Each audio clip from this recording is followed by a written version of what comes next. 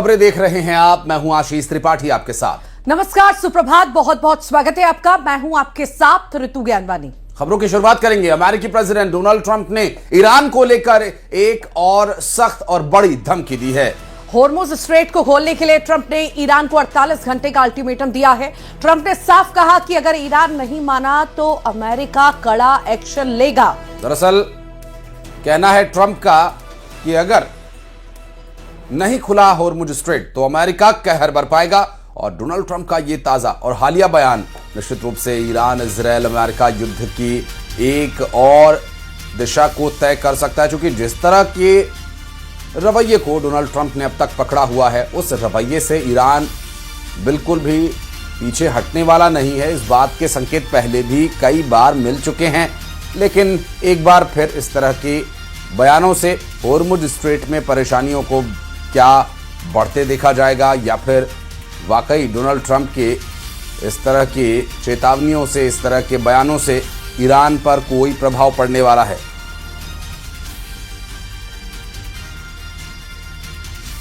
तो 3 तस्वीरें लगातार हो रहे हमलों और उसकी प्रतिक्रिया की तो हम आपको दिखा ही रहे हैं।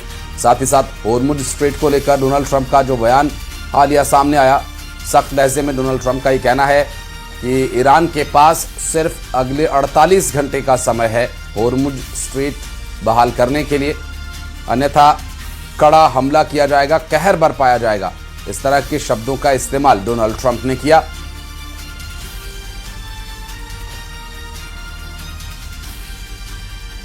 तो ईरान ने अमेरिका के जिस फाइटर जेट को मार गिराया है, उसका दूसरा पायलट अभी तक लापता है। ईरान ने लापता अमेरिकी पायलट को लेकर बड़ा ऐलान करते हुए कहा कि जो भी उसे पकड़ेगा उसे बड़ा इनाम दिया जाएगा।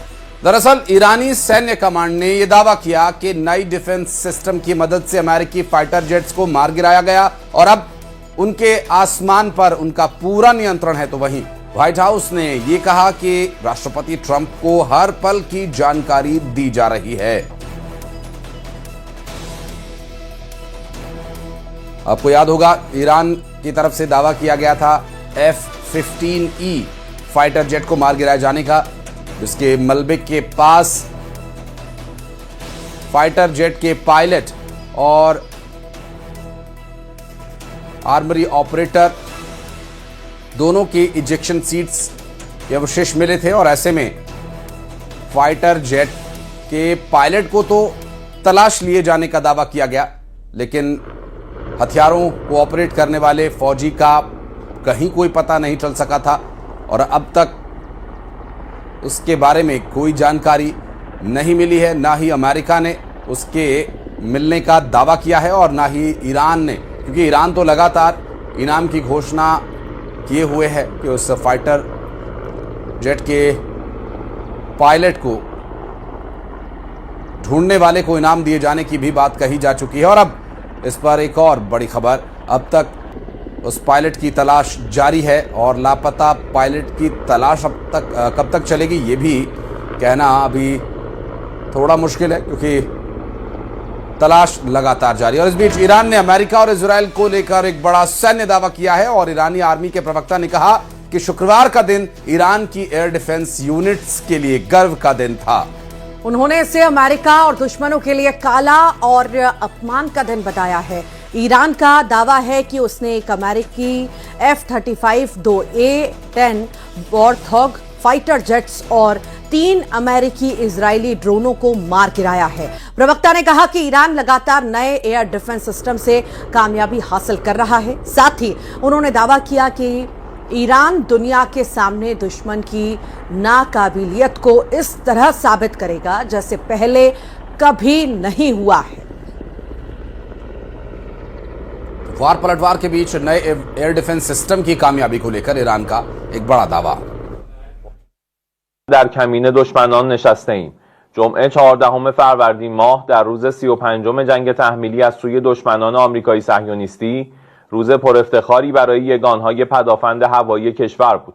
رزمندگان با صلابت و شجاع اسلام توانستند پرقدرت، با سرعت و با دقت ضربات مهلکی را به جنگنده‌ها، بالگردها، پهپادها و هواگردهای دشمن وارد نموده و تعداد قابل توجهی از آنها را ساقط نمایند. روز جمعه که باید آن را جمعه سیاه و خفتبار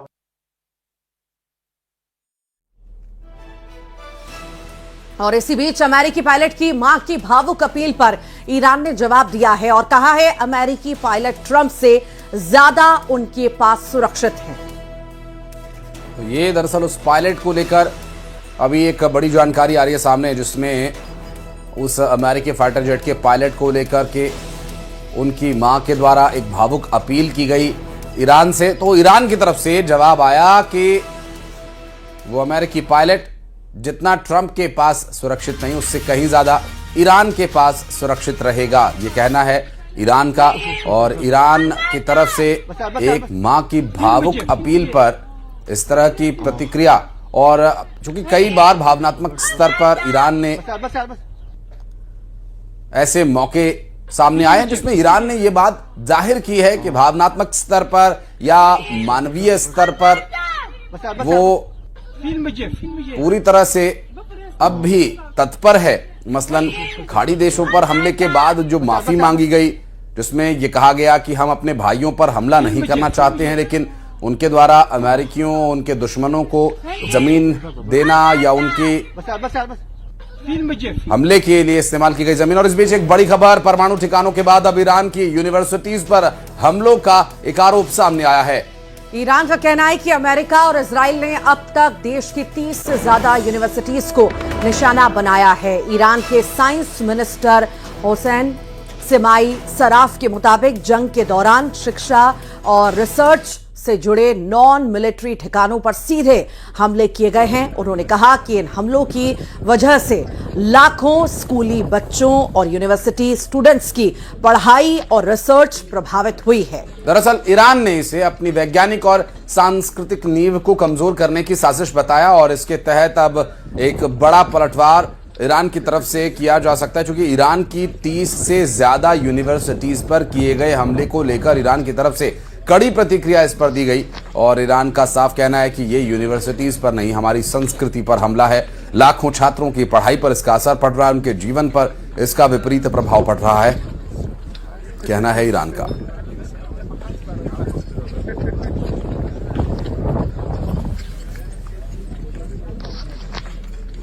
और ईरान ने इससे पहले भी चेतावनी दी थी कि यदि हमारी यूनिवर्सिटीज पर हमले हुए तो हम भी चुप नहीं बैठेंगे।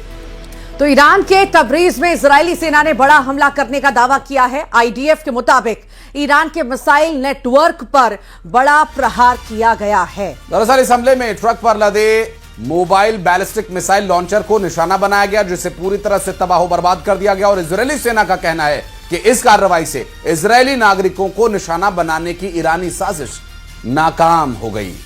आईडीएफ ने हमले का वीडियो भी जारी किया है। वही तस्वीरें आप देख रहे हैं ईरान के मिसाइल नेटवर्क पर इजराइल का यह अटैक, जिसकी तस्वीरें सामने आई हैं। बड़ा प्रहार किया गया है, जिसकी तस्वीरें भी अब साझा की गई हैं। तो बैलिस्टिक मिसाइल लॉन्चर जो कि एक ट्रक पर लदा हुआ था, उसी पर हमले का एक वीडियो जारी किया गया, और संभवतः ड्रोन से लिया गया ये वीडियो। देखिए किस तरह से ये तबरीज में इजरायली बैलिस्टिक मिसाइल लॉन्चर, और ये मोबाइल बैलिस्टिक मिसाइल लॉन्चर है जो कि मूवेबल है, और ये ट्रक पर लदा हुआ था। संभवतः इसे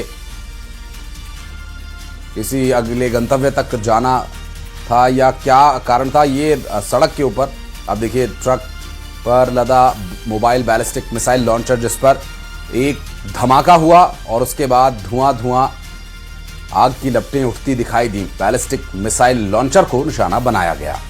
तो ईरान के कराज ब्रिज पर बमबारी के वक्त का एक और नया फुटेज सामने आया है, और इस वीडियो में साफ आप देख पाएंगे कि कैसे जैसे ही कराज पुल पर हमला होता है, वहां पर मौजूद लोग घबराकर जान बचाने के लिए इधर उधर भागते हुए नजर आते हैं।